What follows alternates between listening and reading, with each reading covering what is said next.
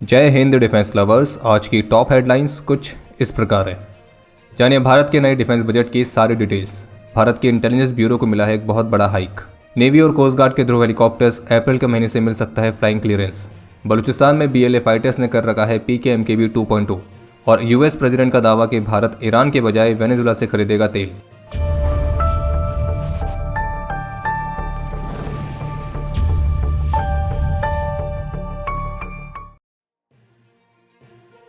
तो आज के अपडेट की शुरुआत करते हैं भारत के नए डिफेंस बजट से, जो कि आज अनाउंस कर दिया गया है।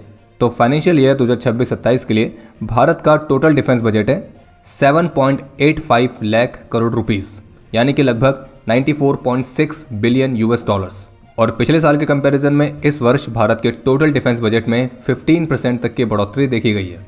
और ये भारत के टोटल यूनियन बजट का 14.7% हिस्सा है, और जबकि भारत के अनुमानित GDP का 2% हिस्सा है। अब ये जो 7.85 लाख करोड़ रुपीस का टोटल डिफेंस बजट है, तो इसमें से कहाँ कैसे खर्च होने वाला है, तो उसके बारे में बात करते हैं। तो जो कैपिटल एक्सपेंडिचर है, यानी कि जो पैसा भारत की मिलिट्री के मॉडर्नाइजेशन, नए इक्विपमेंट्स, नए प्लेटफॉर्म्स, नई टेक्नोलॉजी, इन सभी की खरीद में इस्तेमाल होगा, तो वो है 2.19 लाख करोड़ रुपीस, लगभग 26.4 बिलियन US डॉलर्स। यानी कि भारत के टोटल डिफेंस बजट में से 28% हिस्सा भारत के मिलिट्री के मॉडर्नाइजेशन में खर्च होने वाला है। और इसे नए फाइटर जेट्स, नए aircraft engines, warships, submarines, missiles, rockets, artilleries, drones, electronic warfare systems, next generation के सेंसर्स, इन सभी इक्विपमेंट की खरीद में इस्तेमाल किया जाएगा। बाकी अगर इस कैपिटल बजट को भी ब्रेक किया जाए, तो इसमें से लगभग 63,733 करोड़ रुपीस एयरक्राफ्ट और एरो इंजन्स को विशेष रूप से खरीदने के लिए इस्तेमाल किया जाने वाला है, जबकि 25,023 करोड़ रुपीस नेवल प्लेटफॉर्म्स को मजबूत करने के लिए एलोकेट किया गया है। इसके बाद जो दूसरी मेन कैटेगरी है वो है रेवेन्यू एक्सपेंडिचर की, यानी कि जो डे टू डे ऑपरेशन होते हैं उसमें खर्च होगा, जो कि है 3.65 लाख करोड़ रुपीस। और जो रेवेन्यू एक्सपेंडिचर वाला बजट है, तो ये इस्तेमाल होता है इंडियन आर्म फोर्सेस की सैलरीज, अलाउंसेस, एम्यूनिशंस, स्पेयर्स, उनके fuel, logistics, maintenance, training, deployments, इन सभी चीज़ों में, जो कि इंडियन आर्म फोर्सेस की तीनों सर्विसेज यानी कि आर्मी, नेवी, एयरफोर्स को 24/7 ऑपरेशनल रहने में मदद करता है। इसके बाद टोटल डिफेंस बजट में से लगभग 1.71 लाख करोड़ रुपीस खर्च होंगे डिफेंस पेंशन्स में। बाकी 28,000 करोड़ रुपीस रखे गए हैं डिफेंस सिविलियन स्टाफ और एडमिनिस्ट्रेटिव और अन्य सपोर्टिव सर्विसेज के लिए। इसके बाद अगर बात करें DRDO के बजट की, तो वो है टोटल 29,100 करोड़ रुपीस, और इसमें से 17,250 करोड़ रुपीस खर्च होंगे कैपिटल R&D में, यानी कि नई टेक्नोलॉजीज, नए प्रोटोटाइप्स, इन सभी की रिसर्च एंड डेवलपमेंट। और फोकस रहेगा स्वदेशी missiles, radars, fighter jet engines, hypersonic weapons, electronic warfare systems, AI based warfare, space defence, cyber defence, इन सभी सेक्टर्स में। और भारत का जो 75% का कैपिटल बजट है, उसे इंडियन इंडस्ट्रीज के लिए रिजर्व रखा गया है। यानी कहने का मतलब यह है कि भारत के मॉडर्नाइजेशन और नए इक्विपमेंट की खरीद के लिए जो कैपिटल एक्सपेंडिचर है 2.19 लाख करोड़ रुपीस का, तो उसमें से 75% तक का बजट, यानी कि लगभग 1.39 लाख करोड़ रुपीस, तो ये वाला जो बजट है, तो इसका इस्तेमाल करके केवल इंडियन इंडस्ट्रीज से ही मिलिट्री इक्विपमेंट की खरीद की जाएगी। और टोटल डिफेंस बजट में से जो कैपिटल एक्सपेंडिचर वाला बजट है, तो पिछले साल के कंपैरिजन में उसमें सबसे ज़्यादा बढ़ोतरी देखने को मिली है, जो कि है लगभग 24%। और एक्सपर्ट्स के मुताबिक इसका एक बड़ा कारण ऑपरेशन सिंदूर भी बताया जा रहा है। बाकी भारत का जो R&D बजट है, वो अभी भी टोटल डिफेंस बजट का केवल 3.7% हिस्सा ही है, और अभी भी भारत 4% से कम ही R&D में खर्च कर रहा है, जबकि जो अन्य पावरफुल कंट्रीज़ हैं वो लगभग 8 से 15% तक का हिस्सा अपने R&D में खर्च करती हैं। बाकी हाँ, भारत का जो टोटल डिफेंस बजट है, अगर आप उसे पिछले साल से कंपेयर करेंगे तो वो आपको बेहतरीन लगेगा, लेकिन जिस तरह के खतरे भारत के लिए उत्पन्न हो रहे हैं, एक तरह का 2.5 फ्रंट वॉर, तो अभी भी ये बजट उतना पर्याप्त नहीं है, विशेष रूप से अगर हम एक मैसिव ट्रांसफॉर्मेशन देखना चाह रहे हैं तो। बाकी एक पॉजिटिव चीज़ ये देखने को मिली है कि भारत का जो कैपिटल एक्सपेंडिचर वाला बजट है, उसमें काफ़ी महत्वपूर्ण बढ़ोतरी हुई है। और R&D वाला बजट भले ही अभी भी कम है, लेकिन पहले के कंपैरिजन में इसमें बढ़ोतरी हो रही है। हिंदुस्तान टाइम्स की रिपोर्ट के मुताबिक, जिसमें HAL प्रमुख के हवाले से बताया गया है कि इंडियन कोस्ट गार्ड और इंडियन नेवी के जो ALH ध्रुव हेलीकॉप्टर्स हैं, जो कि कई महीनों से ग्राउंडेड पड़े थे, तो अब उन्हें अप्रैल के महीने से फ्लाइंग क्लियरेंस मिलने की उम्मीद है। और आपको रिमाइंड करा दें कि नेवी और कोस्ट गार्ड के जो ALH ध्रुव हेलीकॉप्टर्स की फ्लीट है, वो जनवरी 2025 से ग्राउंडेड है।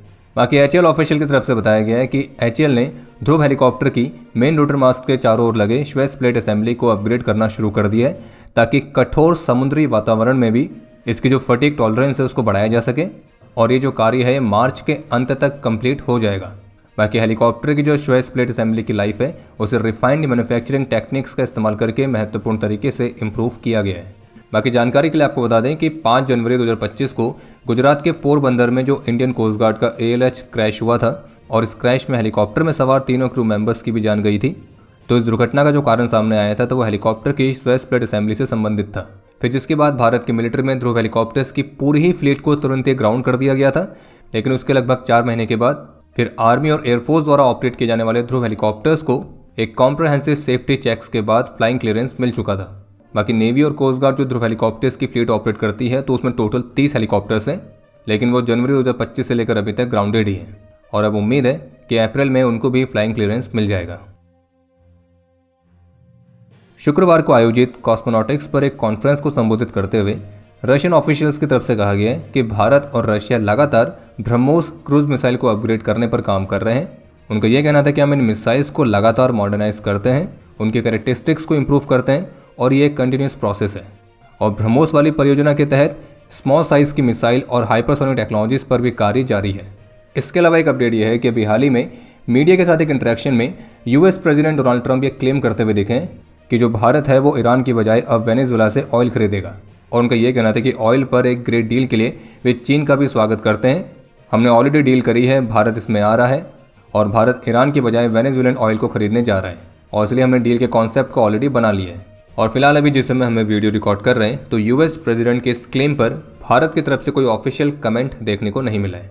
बाकी इसके अलावा एक और अपडेट है कि भारत ने जो अपना नया बजट अनाउंस किया है तो उसमें ईरान के चाबहार पोर्ट पर विकास के लिए इस बार कोई भी बजट एलोकेट नहीं किया गया है। और जबकि बांग्लादेश में डेवलपमेंट प्रोजेक्ट्स के लिए एलोकेट किए गए बजट को आधा करके 60 करोड़ रुपीस तक कर दिया गया है, जो दोनों पक्षों के बीच संबंधों में मौजूद तनाव को भी दर्शाता है। और आपको बता दें कि 2025-26 में चाबहार पोर्ट के डेवलपमेंट के लिए जो बजट था उसे 100 करोड़ रुपीस से 400 करोड़ रुपीस तक रिवाइज किया गया था, लेकिन इस नए फाइनेंशियल ईयर यानी कि 2026-27 में इसे जीरो ही कर दिया गया है। बाकी भारत अपने नेबरहुड फर्स्ट पॉलिसी के तहत जो सबसे ज़्यादा बजट दिया है वो अपने पड़ोसी भूटान को दिया है और उसके बाद दूसरे नंबर पर नेपाल है और तीसरे पर श्रीलंका। और इसके अलावा भारत के गृह मंत्रालय के लिए जो टोटल बजट एलोकेट किया गया है वो है 2.55 लाख करोड़ रुपीस।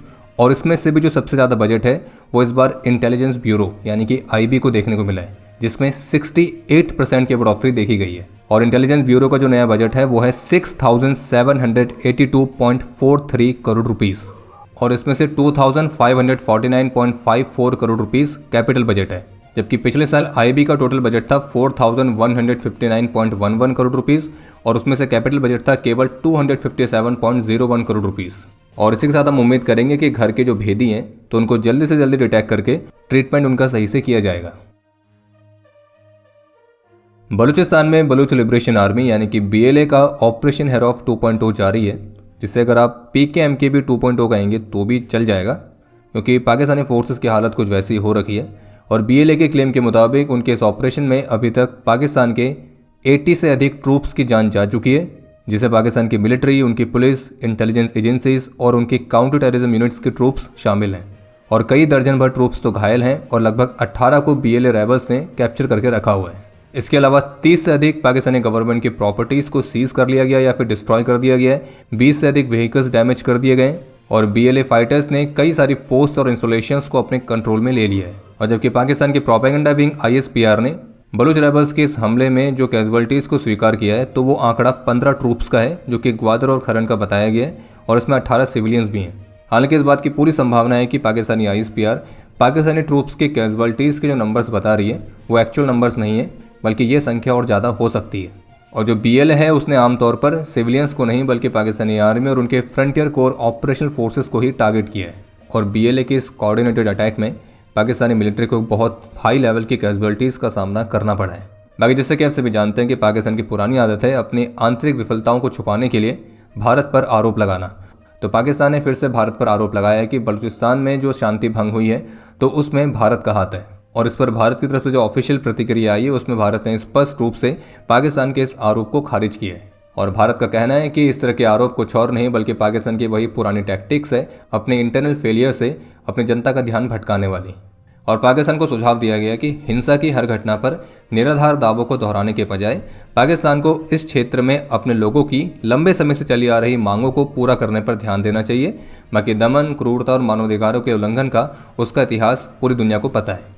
और ये फैक्ट भी है कि जिस तरह से पाकिस्तान बहुत लंबे समय से बलूचिस्तान के लोगों को उनके ही अधिकारों से वंचित रखता हुआ आया है और उन पर हर तरह के अत्याचार उसने किए हैं, तो आज जो बलूचिस्तान में हो रहा है, पाकिस्तान के फोर्सेस को जितने कैजुअल्टीज़ का सामना करना पड़ रहा है, तो ये पाकिस्तान के ही उन कुकर्मों का नतीजा है। बाकी बलूचिस्तान का क्या इशू है, इस पर हमने एक वीडियो डिफेंस इनसाइट पर पहले अपलोड करी थी, तो आप वो वीडियो देख के बलूचिस्तान के इशू को समझ सकते हैं। भारतीय सेना ने भारत के हाई ऑल्टीट्यूड वॉरफेयर स्कूल में किर्गिस्तान आर्म्ड फोर्सेस के मेंबर्स के लिए 2 सप्ताह के एक इंटेंसिव स्पेशल कोर्स को सफलतापूर्वक कंप्लीट किया है, जो कि एक्सट्रीम हाई ऑल्टीट्यूड टेरेन और हार्श वेदर कंडीशंस में कंडक्ट किया गया था। और इस स्पेशल ट्रेनिंग में military skiing, casualty evacuation, avalanche rescue, recovery drills और हाई ऑल्टीट्यूड सिकनेस मैनेजमेंट, तो इस तरह के क्षेत्रों पर मुख्य रूप से फोकस किया गया है। बाकी भारत के इस हाई ऑल्टीट्यूड वॉरफेयर स्कूल का एक इंटरेस्टिंग फैक्ट ये है कि ये कोई आम ट्रेनिंग सेंटर की तरह नहीं है, बल्कि दुनिया के one of the most elite mountain warfare schools में आता है। और जिस तरह के वातावरण में एक इंसानी शरीर को सांस लेने में भी काफ़ी दिक्कतों का सामना करना पड़ता है, तो ऐसे वातावरण में किस तरह से सर्वाइव किया जाए, कैसे लड़ा जाए और कैसे यहाँ पे ऑपरेट किया जाए, तो उस चीज़ की ट्रेनिंग इस खास स्कूल में मिलती है। और यहाँ पे दुनिया भर की आर्मीज अपने मेंबर्स को ट्रेन होने के लिए भेजती है, जिनमें यूएस, फ्रांस और यूके जैसी कंट्रीज़ भी आती हैं। और इस खास स्कूल पर एक स्पेशल डेडिकेटेड वीडियो हमने पहले इस चैनल पर अपलोड करी है, आप उसको भी देख सकते हैं। बाकी अब समय है आज के इतिहास का। आज के दिन 2019 में HAL एयरपोर्ट पर मिराज 2000 एयरक्राफ्ट के क्रैश में स्क्वाड्रन लीडर समीर अब्रोल और स्क्वाड्रन लीडर सिद्धार्थ नेगी ने अपना सर्वोच्च बलिदान दिया था। और इनमें से जो स्क्वाड्रन लीडर सिद्धार्थ नेगी हैं, तो उन्हीं की आज ही बर्थ एनिवर्सरी भी है, यानी कि वो 1 फरवरी 1988 में उनका जन्म हुआ था और 1 फरवरी 2019 में इस देश के प्रति अपना कर्तव्य निभाते हुए उन्होंने अपना सर्वोच्च बलिदान भी दिया। आज के दिन 1961 में 18 असम राइफल्स के राइफलमैन भीम बहादुर थापा ने भी अपना सर्वोच्च बलिदान दिया था। और आज इंडियन कोस्ट गार्ड का रेजिंग डे भी है। और आपके लिए आज का प्रश्न ये है कि इंडियन कोस्ट गार्ड का प्राइमरी रोल क्या है। और अब समय है आज के टॉप 3 कमेंट्स का, जो ये रहे आपकी स्क्रीन पर।